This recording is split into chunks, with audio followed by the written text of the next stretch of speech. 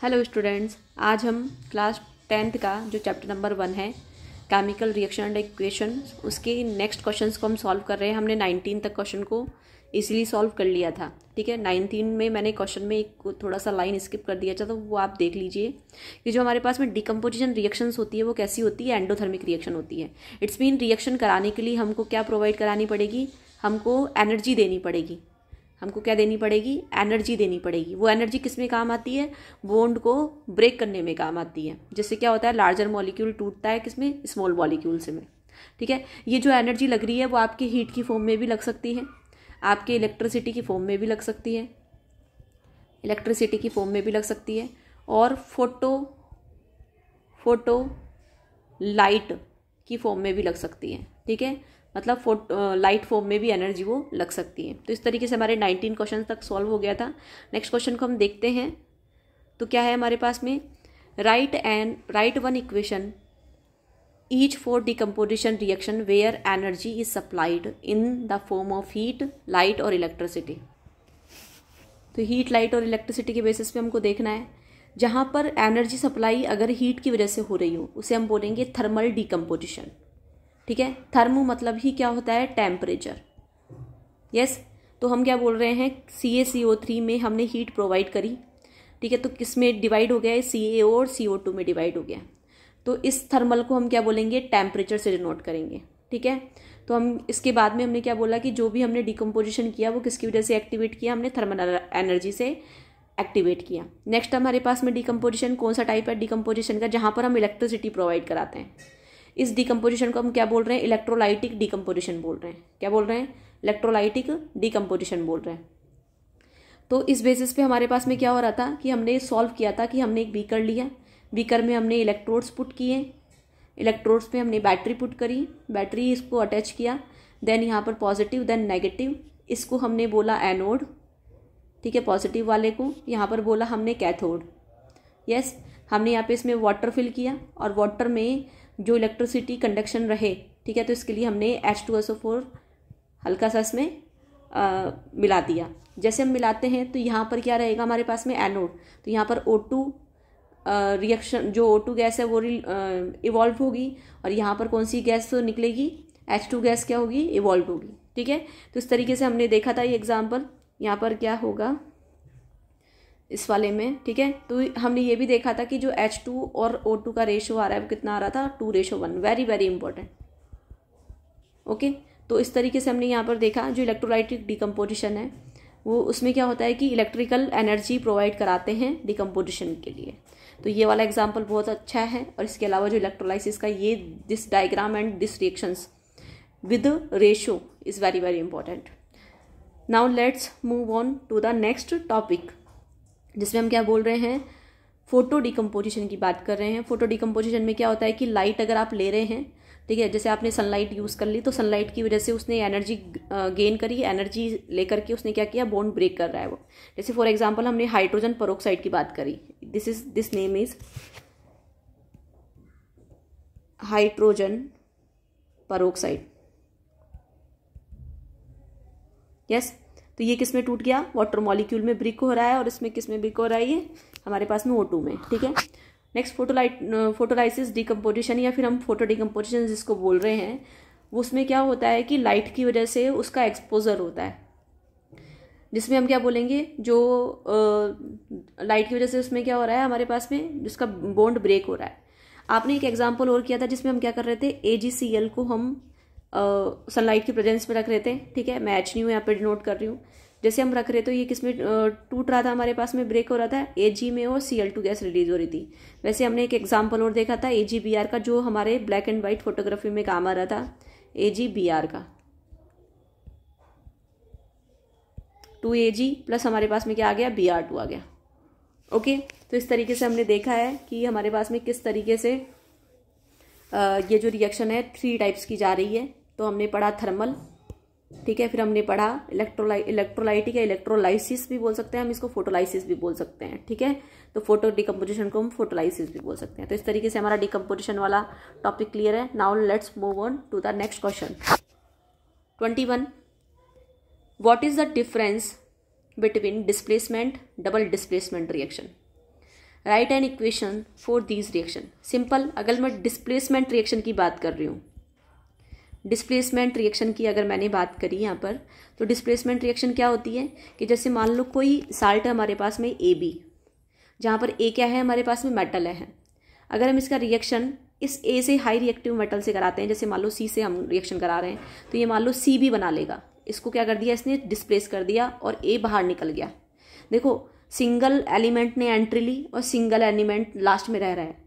ये किसका एग्जाम्पल हो जाएगा, मतलब किसका रिएक्शन है, नॉर्मल जनरल रिएक्शन किसका है, डिस्प्लेसमेंट रिएक्शन का। डबल डिस्प्लेसमेंट में क्या होता है, डबल डिस्प्लेसमेंट में क्या होगा हमारे पास में, देखिए हमारे पास में AB है, ये रिएक्शन कर रहा है CD के साथ में। तो मान लो ये हमारे पास में क्या है, मेटल्स है, A और C क्या है हमारे पास में, मेटल है। ये अपना जो प्लेस है वो एक्सचेंज कर लेंगे, क्या कर लेंगे, अपना प्लेस एक्सचेंज करेंगे। तो क्या बना लेंगे, आफ्टर CB बना लेंगे और क्या बना लेंगे हमारे पास में, AD बना लेंगे। तो इस तरीके से क्या हुआ, यहाँ पे देखो जो सॉल्ट थे दोनों सॉल्ट में से आयंस ने अपना पोजीशन चेंज किया, ठीक है। यहाँ पर सिंगल कोई भी नहीं बचा। यहाँ पर क्या हुआ, इस वाले में यहाँ पर सिंगल ने एंट्री ली और सिंगल लास्ट में बच रहा है। तो ये तो हो गया सिंगल डिस्प्लेसमेंट या सिंपल डिस्प्लेसमेंट रिएक्शन। और यहाँ पर क्या हो रहा है, आयंस डबल आपस में जो प्लेस है वो चेंज कर रहे हैं, जिसे हम क्या बोलेंगे, डबल डिस्प्लेसमेंट रिएक्शन, ठीक है। ए डिस्प्लेसमेंट रिएक्शन जहाँ पर when a more reactive substance displaces less reactive substance one from its salt solution, whereas a double displacement reaction में क्या हो रहा है, वन where mutual exchange, ठीक है, आपस में जगह चेंज कर रहे हैं, mutual exchange of ions happens between two compounds. In displacement reaction only single displacement takes place, जबकि डबल डिस्प्लेसमेंट में क्या हो रहा है हमारे पास में, डबल डिस्प्लेसमेंट में क्या हो रहा है कि यहाँ पर जो पार्टिकल्स है, ठीक है, वो क्या हो रहे हैं, अपने पोजीशंस को चेंज कर रहे हैं। सिंगल डिस्प्लेसमेंट का अगर मैं एग्जांपल लूँ, यहाँ पर Mg है, Mg ने क्या किया, H को डिस्प्लेस कर दिया, तो क्या बना लेगा, MgCl2, और क्या निकल गया यहाँ पर, H2 निकल गया। अगर मैं डबल डिस्प्लेसमेंट की बात करूँ तो हमारे पास में क्या हो जाएगा, KBr में से हमने बैरियम आयोडाइड के साथ में हमने रिएक्शन कराई, ठीक है। तो इसमें पोटेशियम ने बैरियम के साथ में क्या हुआ, अपना जो प्लेस है वो चेंज किया, एक्सचेंज किया। देन क्या बन गया हमारे पास में, पोटेशियम आयोडाइड और बैरियम ब्रोमाइड बन गया। अगर हम क्या बात करें, अगर हम बोले कि जो न्यूट्रलाइजेशन रिएक्शन है वो भी क्या होती है, हमारे पास डबल डिस्प्लेसमेंट रिएक्शन होती है। फॉर एग्जांपल NaOH, और अगर मैं HCl की बात करूँ तो क्या बन जाएगा हमारे पास में, NaCl बन जाएगा और क्या बन जाएगा, H2O बन जाएगा, ठीक है। तो इस तरीके से हमारा जो ये है प्रेसिपिटेशन रिएक्शन हो गई, न्यूट्रलाइजेशन रिएक्शन हो गई, ये भी किसके एग्जांपल्स होते हैं, डबल डिस्प्लेसमेंट रिएक्शन के एग्जांपल होते हैं। Now let's move on to the next question. In the refining of silver का हमको रिफाइनिंग कर रहा है, ठीक है, रिफाइनिंग करना है। तो recovery of silver from silver nitrate solution involved displacement bye copper metal, write down the reaction involved. तो कौन सी रिएक्शन हो रही है, तो हम क्या कर रहे हैं, सिल्वर को सिल्वर नाइट्रेट के सॉल्यूशन में से निकाल रहे हैं। सिल्वर को हमने क्या निकाला, सिल्वर नाइट्रेट के सॉल्यूशन में निकाल रहे हैं। ये भी प्लस फॉर्म में होता है, ये -1 फॉर्म में होता है। तो सिंपल रिएक्शन क्या, सिंपल हमारे पास में फॉर्मूला क्या बन जाएगा, AgNO3। किसके साथ में रिएक्शन करा रहे हैं हम, कॉपर के साथ में रिएक्शन करा रहे हैं। ये Cu के साथ में हमने रिएक्शन करा दिया। जैसे हम रिएक्शन करा रहे हैं तो हमारे पास में क्या बन जाएगा, ये देखिए ये -1 फॉर्म में होता है, ये हमारे पास में अभी तो 0 फॉर्म में है। बट आप ये याद रखना, जब सिंगल होते हैं तो हम इस पर कोई भी चार्ज नहीं मानते हैं। अगर ये सिंगल मेटल है हमारे पास में तो हम इस पर कोई भी चार्ज नहीं मानते हैं। जब ये सॉल्ट में होता है तब हम इस पर चार्ज मानते हैं। तो हमारे पास में क्या बन जाएगा, CuNO3 का होल ट्वाइस, और क्या बन गई हमारे पास में, Ag बन गई, ठीक है। अब देखो इसको बैलेंस करते हैं, NO3 का होल ट्वाइस है तो यहाँ पे मैंने 2 लगा दिया, जैसे मैं Ag पे 2 लगाती हूँ तो यहाँ पे 2। तो इस तरीके से हमारा इक्वेशन बैलेंस होता है। तो हमने क्या कर दिया, रिफाइनिंग कर दिया, Cu मेटल से क्या निकाल लिया हमने, उसके सॉल्ट में सिंगल डिस्प्लेसमेंट निकाल करके तो क्या कर दिया हमने, सिल्वर का रिफाइनिंग कर दिया, ठीक है। तो ये हमारे पास में इक्वेशन आ गया। नेक्स्ट है, what do you mean by A precipitation reaction. Precipitation reaction क्या होती है, इस प्रेसिपिटेशन रिएक्शन किसका एग्जाम्पल होता है, ये हमारे पास में डबल डिस्प्लेसमेंट का रिएक्शन एग्जाम्पल होता है। डबल डिस्प्लेसमेंट रिएक्शन का क्या होता है, ये हमारे पास में एग्जाम्पल होता है, ठीक है। देखिए आप एक बार, तो प्रेसिपिटेशन रिएक्शन में क्या होता है कि जब भी हम किसी भी सब्सटेंस का आपस में रिएक्शन कराते हैं तो कुछ ऐसा सब्सटेंस बनता है जो सॉल्यूशन में क्या होता है, डिसॉल्व नहीं होता है। हम इसको इजीली हम क्या कर सकते हैं, इजीली उसको स्ट्रेन करके अलग कर सकते हैं। ठीक है, वो हमेशा जो बीकर है हमारे या कंटेनर है या जो भी टेस्ट ट्यूब है उसमें बॉटम में बैठ जाएगा। और प्रेसिपिटेट को हम शो करने के लिए कुछ इस तरीके का साइन यूज़ करते हैं। ओके, तो इस तरीके से अगर हम बात करें तो देखिए, when two solution containing soluble salts are combined, ठीक है, double displacement reaction takes place in which the ions are exchange between the compounds. तो डबल डिस्प्लेसमेंट हो गई, अभी मैंने आपको बताया था। ठीक है, तो such compounds formed in solid form, ठीक है, that is insoluble in aqua, मतलब वाटर, एक्वा बोलते हैं वाटर को। ठीक है, तो जो इनसॉल्यूबल होते हैं किसमें, वाटर में, और वो क्या हो जाएंगे, settle down in the bottom of the container. This solid is known as the precipitate. तो हम इसको क्या बोलते हैं, प्रेसिपिटेट बोलते हैं। और इस रिएक्शन को हम क्या बोलेंगे, प्रेसिपिटेशन रिएक्शन बोलेंगे। तो एग्जांपल्स क्या हो जाएगा, CdSO4 K2S, तो हमारे पास में CDS हो जाएगा इसका एग्जांपल। और नेक्स्ट क्या हो जाएगा, K2SO4। तो जो हमारे पास में प्रेसिपिटेट बना, ये बना, तो इसको हम इस तरीके के डाउन एरो से क्या करते हैं, शो करते हैं। नेक्स्ट है, अगर हमने NaOH का रिएक्शन कराया MgCl2 के साथ में, तो हमारे पास में क्या बना, NaCl बना और MgOH का होल ट्वाइस बना। तो हमारे पास में जो प्रेसिपिटेशन बनेगा वो किसका बनेगा, MgOH का होल ट्वाइस का बनेगा। नेक्स्ट क्वेश्चन है हमारे पास में, explain the following in terms of gain और loss of oxygen with 2 examples of each. हमको ऑक्सीडेशन की बात करनी है, हमको रिडक्शन की बात करनी है। ठीक है, ऑक्सीडेशन और रिडक्शन, दो एग्जाम्पल्स इनके देने हैं। ओके, तो अगर हमने ऑक्सीडेशन की बात करी तो देखिए, CO2 का रिएक्शन अगर हम H2 के साथ में कराते हैं तो CO बन जाएगा। नेक्स्ट क्या बन जाएगा, H2O। तो देखो यहाँ पर CO2 में से एक ऑक्सीजन का लॉस हो रहा है। ठीक है, तो ये तो हमारे लॉस ऑफ ऑक्सीजन हो गया, लॉस ऑफ ऑक्सीजन हो गया। बट अगर आप इसको दूसरे फॉर्म में देखते हैं तो हम इसको हाइड्रोजन के बेसिस पे देख सकते हैं कि H2 ने क्या किया, ऑक्सीजन गेन किया। ओके, अगर हम इसकी Cu की बात करें तो क्या बना रहा है, CO, यहाँ पर क्या हुआ, गेन ऑफ ऑक्सीजन हो रहा है। तो ये तो हो गया हमारा ऑक्सीडेशन का एग्जाम्पल। तो H2 is oxidise to H2O in the equation and Cu is oxidise to the CuO। Next reduction की अगर हम बात कर रहे हैं तो रिडक्शन में क्या बोलेंगे हम, कि हाइड्रोजन का एडिशन हो और ऑक्सीजन का रिमूवल हो। ठीक है, तो ऐसी रिएक्शन को हम क्या बोलेंगे, ऑक्सीडेशन। हम ऐसी रिएक्शन को बोलेंगे रिडक्शन। क्या बोलेंगे, रिडक्शन रिएक्शन। ठीक है, यहाँ पर ये थोड़ा सा रॉन्ग लिखा हुआ है। अगर हम जेडोनो का रिएक्शन कार्बन के साथ में कराते हैं तो क्या बन जाएगा, ये जेडन। ठीक है, और ये जो कार्बन है उसने क्या किया, इसका ऑक्सीजन ले लिया, तो क्या बन जाएगा, इसके बाद में हमारे पास में CO बन जाएगा, जहाँ पर हमारे पास में जेडन O किस में रिड्यूस हो गया, जेडन में। उसी तरीके से CuO का रिएक्शन अगर हम H2 के साथ में कराते हैं तो Cu और H2O बन जाएगा, जहाँ पर CuO का क्या हो गया, हमारे पास में रिडक्शन हो गया, या हम क्या बोलेंगे, CuO रिड्यूस हो गया। ऑक्सीजन क्या हो गया, यहाँ से देखो हट करके कहाँ ऐड हो गया, H2O के पास में ऐड हो गया, H2 के पास में ऐड हो गया। Now let's move on next question 25। A shiny brown coloured element X, हमको नहीं पता पर उसका कलर कैसा है, शाइनी ब्राउन है। ठीक है, अब देखिए इसमें अगर हम हीट कर रहे हैं in air becomes black in colour. अगर हम उसका O2 के साथ में रिएक्शन कराते हैं तो क्या हो जाता है, ब्लैक कलर का कोई हमारे पास में सप्लीमेंट बनता है। सप्लीमेंट इट्स मीन कुछ हमारे पास में प्रोडक्ट बनता है।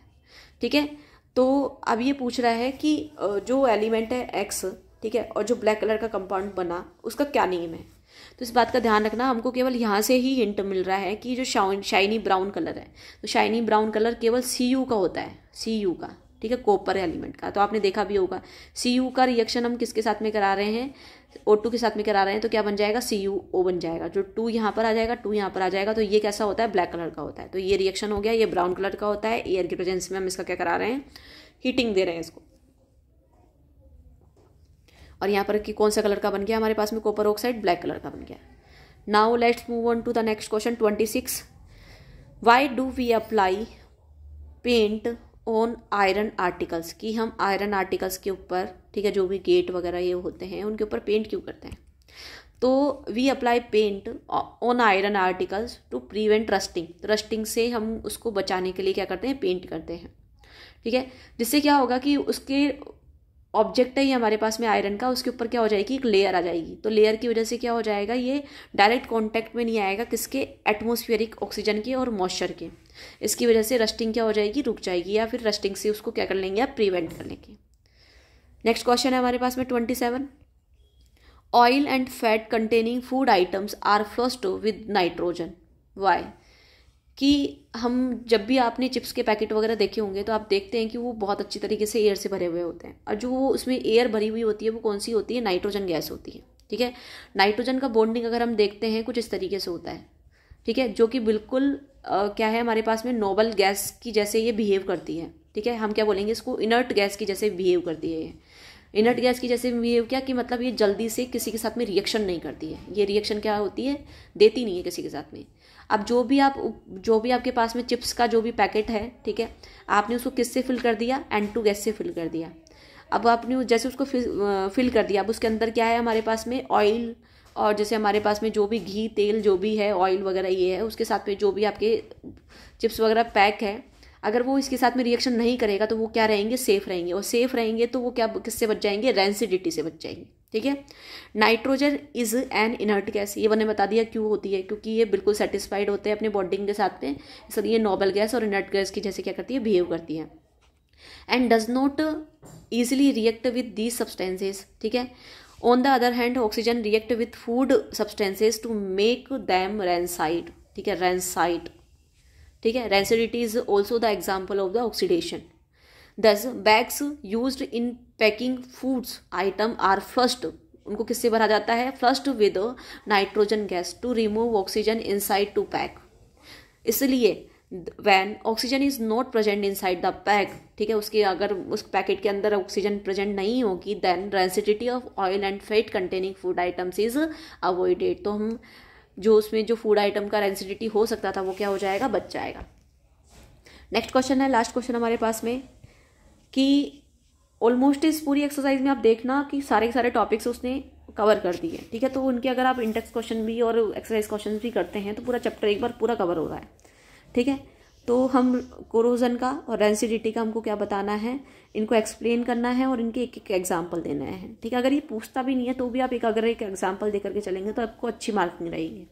कोरोजन की बात करते हैं। कोरोजन को हम क्या बोलते हैं, कि जहाँ पर मेटल्स, ठीक है, अगर किसके कांटेक्ट में आ रही हो हमारे पास में, एयर, मॉइस्चर और केमिकल्स की प्रेजेंस में आ रही हो, और क्या हो रही हो उसमें, कि उसमें उसका जो लाइफ है वो ख़त्म हो रहा हो, उसकी चमक ख़त्म हो रही हो, उसमें जो भी लश्चर है वो ख़त्म हो रहा हो।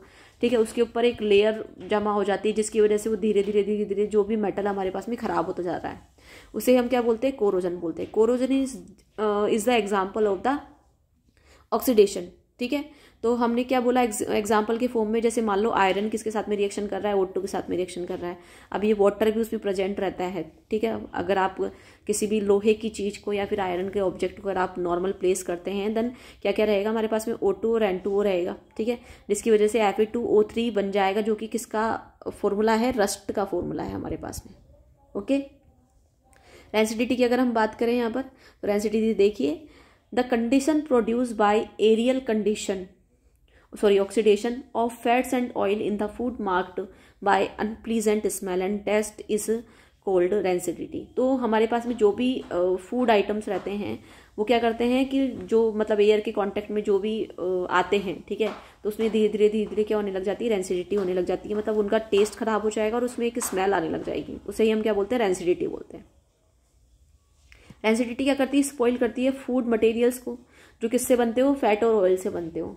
ठीक है, और आप ना उसको बहुत लंबे टाइम तक अगर रख रहे हो, ठीक है, और अगर आपने उसको ढंग से नहीं रखा, ठीक है, मान लो वो किसी ऑक्सीडेशन प्रोसेस में आ गया, या एयर के कांटेक्ट में आ गया, वाटर के कांटेक्ट में आ गया, तो उनमें एक अलग सी ही स्मेल डेवलप हो जाएगी, जो कि आपके खाने के लिए फिर अच्छा नहीं रहता। Rancidity can be prevented by antioxidants. तो आप ना उसमें एंटीऑक्सीडेंट ऐड करके आप क्या कर सकते हो, उसको प्रिवेंट कर सकते हो। ठीक है, किसको, फूड आइटम्स को, जो किससे बने हुए हैं हमारे पास में, फैट्स और ऑयल से बने हुए हैं। It can also be prevented by flushing. ठीक है, हम उसमें उस बैग में हम ना कोई भी नाइट्रोजन गैस फिल करके, मतलब जिसमें भी आप सील कर रहे हो पैकेट्स को या फिर किसी भी हम पिकल को अगर सील कर रहे हैं तो अगर हम उसमें नाइट्रोजन गैस फिल करके, या चिप्स के पैकेट को अगर हम पैक कर रहे हैं तो नाइट्रोजन गैस फिल करके, जो बड़ी बड़ी कंपनीज करती हैं, तो वो आपका जो फैट और ऑयल है वो O2 के साथ में रिएक्शन नहीं करेगा और वो क्या रहेगा, लॉन्ग टाइम तक स्टोर रह जाएगा आपके पास में। तो इस तरीके से हमारे पूरा एक्सरसाइज कंप्लीट होता है। Thank you so much.